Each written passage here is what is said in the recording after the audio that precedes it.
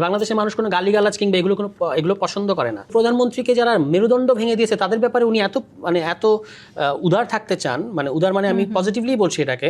আর সামান্য যিনি গালি দিয়েছেন আপনি তার বিরুদ্ধে মারামারি করবেন, সেটা তো হইতে পারে, একসাথে তো দুটো চলতে পারে না। যে প্রধানমন্ত্রী আকাঙ্ক্ষার রিফ্লেকশন কিন্তু আমরা গভর্নেন্স এবং দলীয় পরিসরে তৃণমূলে দেখতে পাই না। তারা দেখবেন যে আমরা আমাদের মতো একটা নবীন দল, আমরা যখন বিভিন্ন জায়গায় কর্মসূচি দিতে যাই আমাদের উপর হামলা করে, স্টেজ ভেঙে দিচ্ছে কিংবা ডিম ছুঁড়ে মারছে কিংবা ধরেন নানাভাবে একটা উপদ্রব সৃষ্টি করছে। প্রধানমন্ত্রী কালকে একটা কথা বলেছেন তাদের মানে বিএনপি বিটের সাংবাদিকদের উদ্দেশ্যে শেষে, যে এই যে আমার আকাঙ্ক্ষা, এটা আপনাদের মাধ্যমে আমি চাই আমার দলীয় নেতাকর্মীদের, সারা দেশের দলীয় নেতাকর্মীদের মধ্যে যেন পৌঁছে যায়। তো সেই ক্ষেত্রে আপনি দেখবেন যে প্রধানমন্ত্রী আকাঙ্ক্ষার রিফ্লেকশন কিন্তু আমরা গভর্নেন্স এবং দলীয় পরিসরে তৃণমূলে দেখতে পাই না। তারা দেখবেন যে আমরা আমাদের মতো একটা নবীন দল, আমরা যখন বিভিন্ন জায়গায় কর্মসূচি দিতে যাই আমাদের উপর হামলা করে, স্টেজ ভেঙে দিচ্ছে কিংবা ডিম ছুঁড়ে মারছে কিংবা ধরেন নানাভাবে একটা উপদ্রব সৃষ্টি করছে।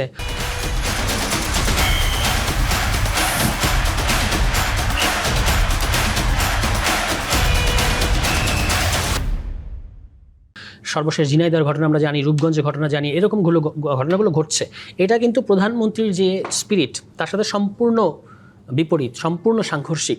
এই দিক থেকে দলে একটা শক্ত নিয়ন্ত্রণ এবং শৃঙ্খলা প্রধানমন্ত্রী সহ বিএনপিকে তৈরি করতে হবে। ঘটনাগুলোর কথা বলেন, একই ঘটনা আমরা দেখলাম যে এনসিপি কিংবা জামায়াতে ইসলামের কিছু বক্তব্য বা কিছু বার্তা আসছে, সেটি আসলে আবার বিএনপিকে উদ্দেশ্য করে, মানে রাজনৈতিক প্রতিহিংসা জায়গাটিতে তো এই বক্তব্যগুলোর জায়গাটি তো একটু নিয়ন্ত্রণ আসা প্রয়োজন। অফকোর্স আসা উচিত। আপনি যদি মনে করেন কারোর বক্তব্য রুচিশীল হয় নাই, তাহলে সেইটা, যেমন ধরেন আমি একটা উদাহরণই দিই, একজন বিরোধী দলীয় নেতা একবার প্রধানমন্ত্রীকে কুলাঙ্গার বললেন।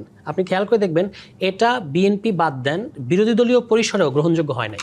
তার মানে হচ্ছে যেটা অরুচিকর কথা, যেটা অযৌক্তিক কথা, এটা আপনার মানুষের কাছে ছেড়ে দিতে হবে, মানুষই সেটার ব্যাপারে সিদ্ধান্ত নিতে হবে। কিন্তু বক্তব্যের কারণে, ধরেন তথাকথিত অরুচিকর কিংবা গালিগালাজের কারণে আপনি কারোর উপর হামলা করতে পারবেন না। আপনি যে গালি দিচ্ছে আপনি তাকে মানুষের সামনে এক্সপোজ করেন, মানুষই এই ব্যাপারে সিদ্ধান্ত নেবে। বাংলাদেশের মানুষ কোনো গালিগালাজ কিংবা এগুলো পছন্দ করে না। কিন্তু আপনি যখন ধরেন কথার কথা একজন একটা গালি দিল, এখন পাল্টা আপনি তার বিরুদ্ধে হামলা করলেন, তখন কিন্তু ওই গালিবাজের বিরুদ্ধেই মানে পক্ষেই যে সেন্টিমেন্ট সেটা চলে গেল। ফলে এই ক্ষেত্রে অতি উৎসাহী যে পার্টি আপনার বিভিন্ন পর্যায়ে নেতাকর্মী আছে সরকারি দলের, তাদের এই যে প্রধানমন্ত্রীকে যারা মেরুদণ্ড ভেঙে দিয়েছে তাদের ব্যাপারে উনি এত উদার থাকতে চান, মানে উদার মানে আমি পজিটিভলি বলছি এটাকে। আর সামান্য যিনি গালি দিয়েছেন আপনি তার বিরুদ্ধে মারামারি করবেন, সেটা তো হইতে পারে, একসাথে তো দুটো চলতে পারে না। একজন ব্যক্তিকে আপনি মেরে তাকে মুসলে গেনে দেশ থেকে বের করে দিয়েছেন, তাদের ব্যাপারেও তিনি প্রতিশোধ পরায়ণ হতে চান না।